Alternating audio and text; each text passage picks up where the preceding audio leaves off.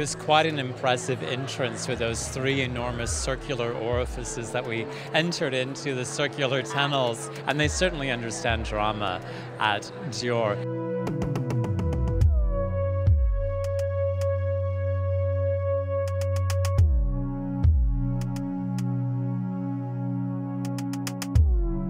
It was a big spectacle, that big sort of mirror palace inside the Cour Carrée of the Louvre.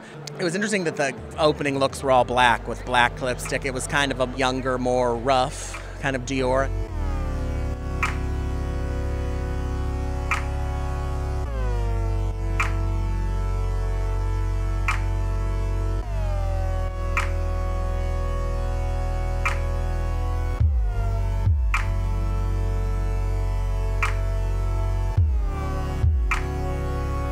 In the show notes, the team described that they were inspired by like bold black lines and white sheets of paper, and I think that collection really reflected something fresh, something new, a new start.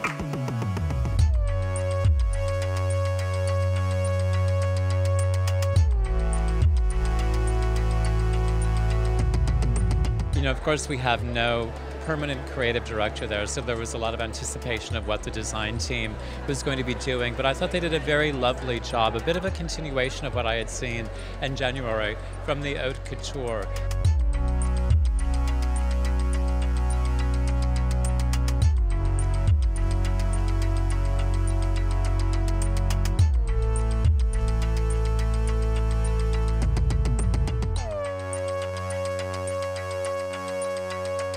They were amazing, not so little black dresses. It was great volume. I was really impressed by the accessories, especially the shoes were wonderful, and there were so many new bag shapes that were really amazing. There were bags that had a lot of movement. There was one bag in particular that looked a little bit deconstructed, like it had been opened up in a way. So I thought it was a really strong collection overall and a great new start.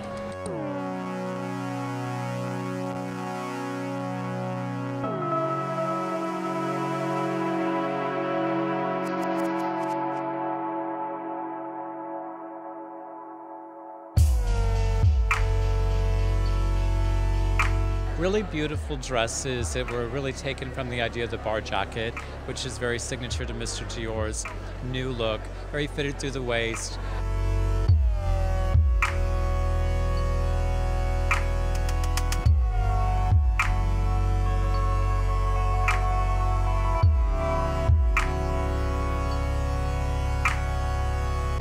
Beautiful winter white, which we're seeing on every runway, but a lot of beautiful winter white that had been embroidered, and then piecing of fabrics that kind of wrapped around the bodice, almost with a bit of a portraiture collar, and then beaded with different styles of flowers that I thought about a lovely, very couture elegance and a lovely femininity with a bit of an edge. A lot of coats on the runway as well, so very strong collection for the team.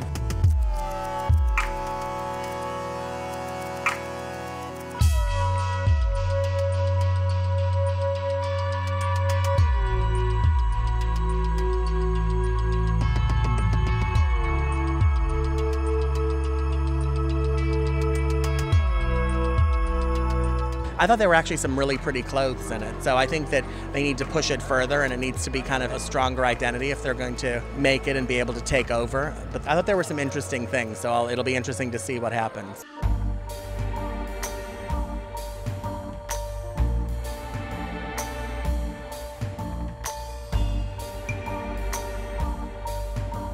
Dior is in such an interesting place because, you know, for a long time we just felt like you had to have a famous designer or you couldn't do anything.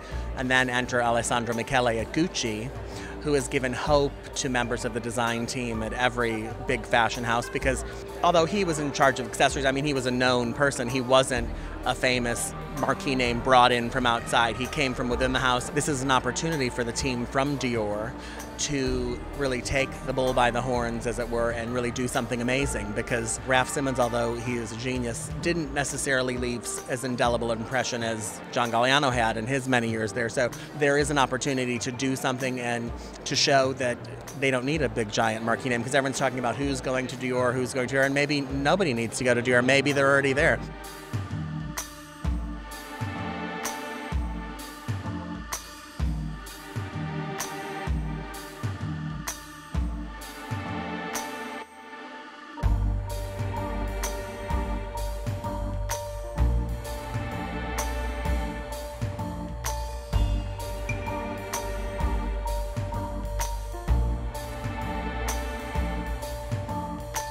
We're still waiting in great anticipation of who is going to be named as the head of the design there. It's interesting, there's so much rumor in Paris right now. Is someone leaving? Is someone going? Who's going to be the next designer? It's probably one of the biggest seasons of speculation that I've ever experienced in my 30-year history of being in this industry. So a lot of excitement around just with the idea of who might be the next design director at many houses, including Dior.